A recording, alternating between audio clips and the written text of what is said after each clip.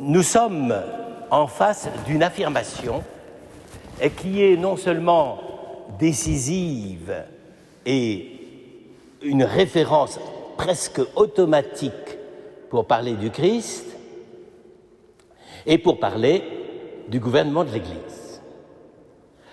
C'est entendu. Et simplement, ce à quoi on ne fait pas attention et qui pourtant devrait nous faire beaucoup réfléchir, c'est que le mot le plus important, c'est pas pasteur, c'est je suis. Car le vrai problème, ce n'est pas de savoir si c'est Jésus qui dirige les affaires et qui est le PDG de l'Église, mais qui a vraiment la plénitude de la responsabilité de l'Église. Car, et c'est bien là-dessus que Jésus insiste, puisque nous vivons dans un monde, comme on dit aujourd'hui, entrepreneurial, comment concevoir la dimension pastorale dans l'entreprise? Eh bien, précisément dans l'entreprise, on envisage la dimension d'entreprise uniquement comme la responsabilité qui agence, qui organise. Le vrai entrepreneur, c'est celui qui est capable, avec les hommes dont il dispose et qu'il a choisi, de mener à bien les projets de création, de fabrication, d'organisation de la société, bref, tout ce qu'on peut imaginer. Autrement dit, on envisage l'affirmation du métier de pasteur d'abord sous l'angle de l'agir et du faire. C'est pas si mal d'ailleurs, parce que de fait, il vaut mieux avoir un patron qui travaille qu'un patron qui ne fait rien. Mais au moins ça lui donne le sens du travail. Mais vous comprenez le problème, c'est que est-ce qu'il suffit de savoir gérer, de savoir faire pour être vraiment un bon patron, un bon pasteur? Alors précisément, Jésus prend le contre-pied de cette affaire en disant non pas « je fais le job », mais « je suis le pasteur ». Et donc, s'il est le pasteur, premièrement, il n'y en a pas d'autre. Ça, c'est normal. Hein? Si commence à y avoir tout le monde qui veut faire le patron et le pasteur dans l'Église, ça peut devenir un peu dangereux. Non, tous reconnaissent le pasteur comme l'unique pasteur, celui qui a la plénitude de la responsabilité pastorale, mais qui est d'abord pasteur. Mais comment est-il pasteur? Eh bien, précisément, pas uniquement par le fait qu'il nous apporte tout ce qu'il nous faut. Ça, ce serait encore une conception utilitaire ou utilitariste de la religion et de l'Église, ce que beaucoup de gens ont envie d'avoir. Il y a beaucoup même de chrétiens qui considèrent que la religion, bon, ça remonte le moral, surtout dans les époques de Covid, etc. Ça nous aide à tenir, ça nous apporte du réconfort, etc. Toutes choses qui sont bien légitimes, mais qui ne sont pas quand même le cœur du problème. Je suis pasteur, je connais mes brebis et mes brebis me connaissent. Précisément, nous ne sommes pas dans l'utilitaire et l'organisation, nous sommes dans la relation que le Christ est pasteur parce qu'il est le seul à être le possesseur du troupeau. Autrement dit, ça on ne le dit pas souvent, mais c'est quand même bien la chose véritable dans cette parabole, c'est que Jésus dit, voilà, il y a deux manières de gérer un troupeau. Ou bien on est le vrai pasteur, je suis le pasteur, ou bien il y a des voleurs et des brigands qui viennent s'emparer du troupeau et qui affirment ainsi un faux droit de propriété sur le troupeau. Et c'est d'ailleurs exactement le contexte dans lequel Jésus parle. Il vient de s'accrocher de façon assez violente avec les autorités juives de Jérusalem et il leur pose la question. Et qui est le pasteur? C'est vous ou c'est moi? Jésus, là, a posé la question la plus radicale concernant l'autorité sur un groupe humain. Pourquoi est-on responsable d'un groupe humain au niveau où Jésus l'entend, n'est-ce pas? C'est-à-dire, comme fils de Dieu, nous allons le voir. Il n'y a que là, à ce niveau-là. Quand on est vraiment en face de l'homme et qu'on lui dit « Moi, je suis le pasteur et j'ai une sorte de droit absolu sur toi. » Et c'est à cause de ce droit, entre guillemets, de propriété, mais appelez-le comme vous voulez, peu importe, c'est ce droit de relation absolument privilégié que moi, le pasteur, j'ai avec toi, la brebis, que effectivement, je peux exactement et correctement exercer la responsabilité et les actes. Quand on commence à sentir ça, je crois qu'on est sur la bonne piste. Autrement dit, si Jésus est vraiment le pasteur, je suis, avec toute la force du mot, car dans la Bible, quand Jésus dit « je suis la voie, je suis la lumière, je suis la vérité, je suis le chemin », je suis, ça veut dire « je le suis absolument ». Donc, ce n'est pas, j'allais dire, un exercice facultatif. Il est venu au monde pour être le pasteur de l'humanité. Alors, si on comprend ça, il y a un moment où on peut se poser des questions. Oui, il est pasteur. Mais alors pourquoi il y a tant de pasteurs dans l'Église? Ça, c'est quand même un vrai problème. Même les papes ont voulu se proclamer vicaires du Christ. Ça a marché pendant un certain temps, mais ça ne marche plus. Théologiquement, c'est faux. Je suis désolé, c'est une invention d'un pape particulièrement autoritaire qui s'appelait Innocent III, qui était un bon pape par ailleurs, mais qui a voulu qu'on l'appelle vicaire du Christ. Le bon pasteur est unique, il n'a pas de vicaire. Et je crois qu'il faut aller jusqu'au bout. Il est le pasteur du pape, il est le pasteur des évêques, des cardinaux, des curés, des diacres, au même titre qu'il est pasteur des fidèles. Donc, n'essayons pas de chercher une sorte de dérivatif pour augmenter le pouvoir du clergé sous toutes ses formes et à tous ses degrés, pour dire « Ah oui, mais le clergé a le monopole de la vie pastorale. » C'est pas vrai. C'est pas vrai. Et d'ailleurs, là, on a aussi une signature d'une inexactitude, d'une incompréhension sur le problème. C'est que Tertullien, IIIe siècle, fin deuxième, autour des années 200, écrivait Christianus, je vous le cite en latin parce que vous êtes tous un public très très cultivé, n'est-ce pas? Et donc, Christianus alter Christus.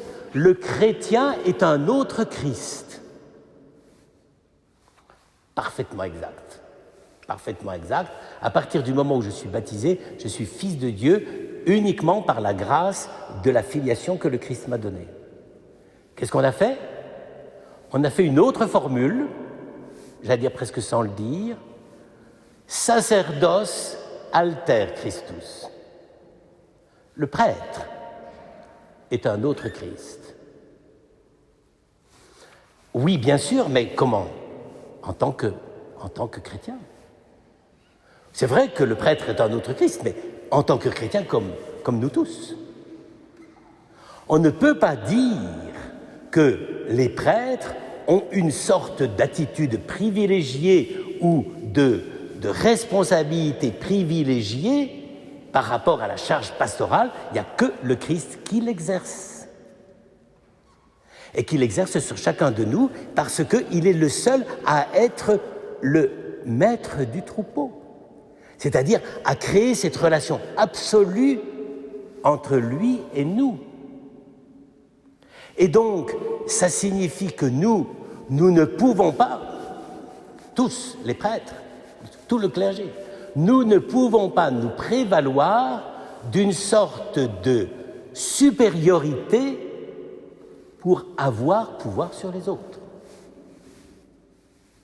Je suis désolé, mais Jésus a des mots terribles pour ça. Il dit, si on commence à s'approprier ce qui est ma caractéristique absolument personnelle et privée, et qu'on commence à dire, moi je suis le Christ à la place du Christ, eh bien c'est comme le vizir is no good, calife à la place du calife.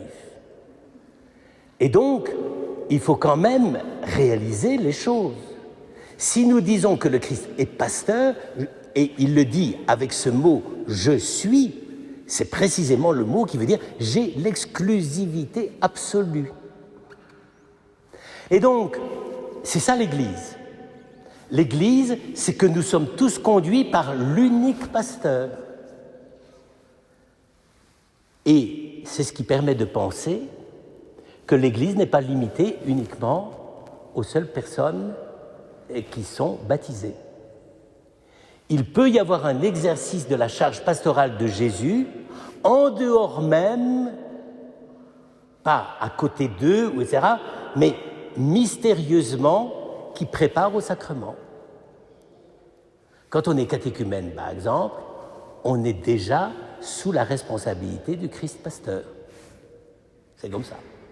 Mais même des gens qui cherchent Dieu honnêtement, ils sont déjà sous la responsabilité du Christ pasteur. Il faut quand même le dire. Ils ne sont pas damnés, ils ne sont pas exclus. Et l'humanité entière, si pitoyable que nous la trouvions de temps en temps, et il y a des raisons parfois d'être désolés, eh bien cette humanité toute entière est sous la responsabilité du Christ pasteur. Et il le dit d'ailleurs, Jésus, j'ai d'autres brebis qui ne sont pas encore du bercail, mais j'en ai la responsabilité. Donc vous voyez, frères et sœurs, nous n'avons aucun droit à restreindre le pouvoir absolu du pasteur qui est le Christ. Et nous n'avons pas le droit de nous attribuer le pouvoir du Christ comme s'il était nôtre, car si d'une façon ou d'une autre, nous nous faisions passer pour des gens qui ont pouvoir comme le Christ sur nos frères fidèles, nous serions des imposteurs.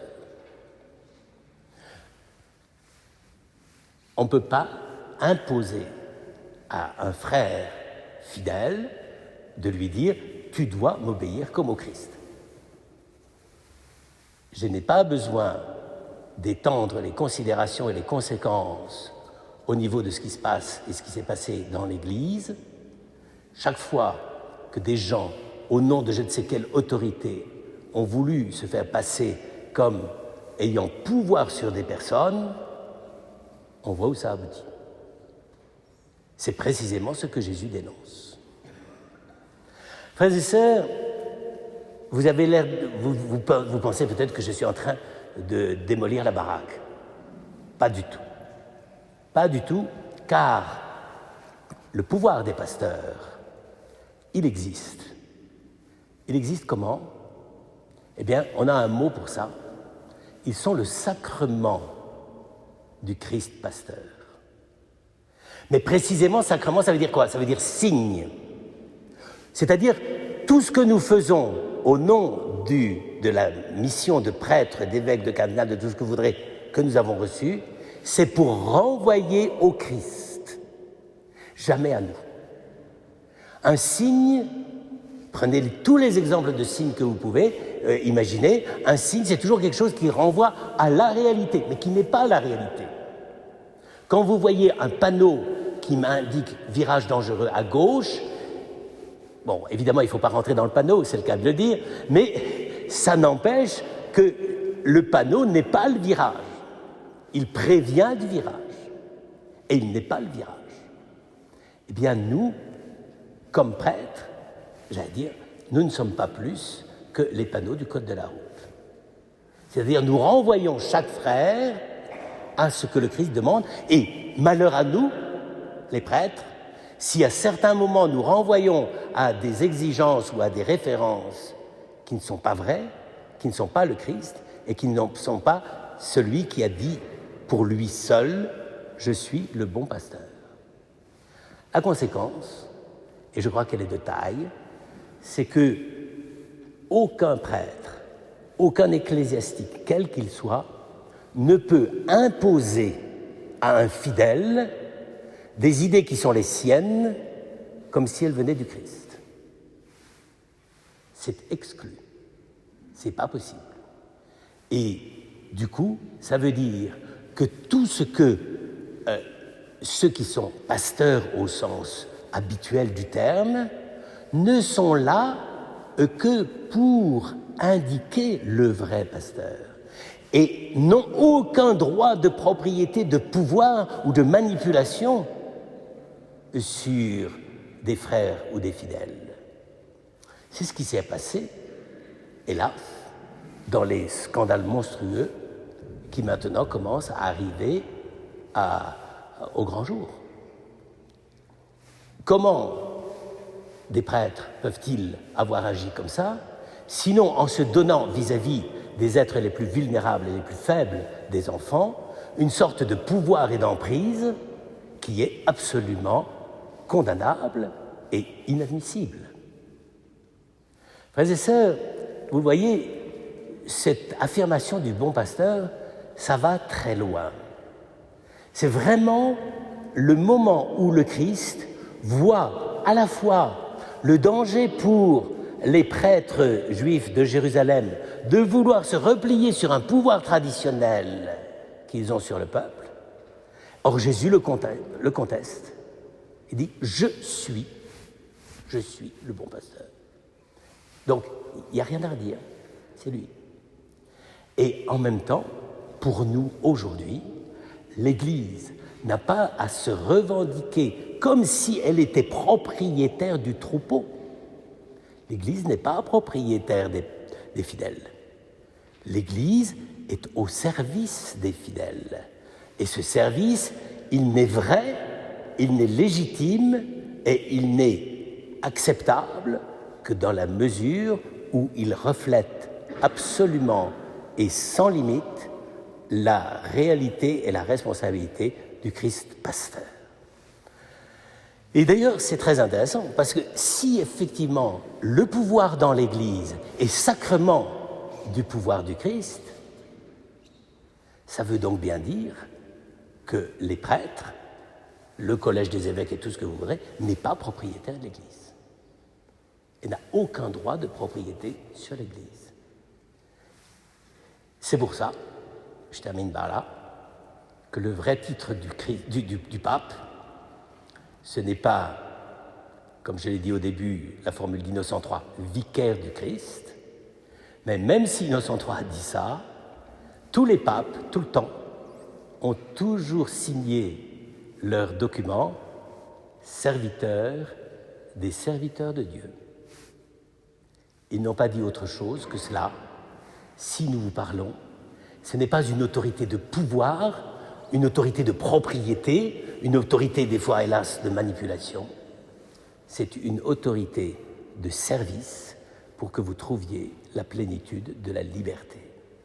Et donc, le dimanche du bon pasteur, c'est le dimanche par lequel le Christ, en vrai pasteur qui donne sa vie pour la plénitude de la liberté de chacun des fidèles du troupeau.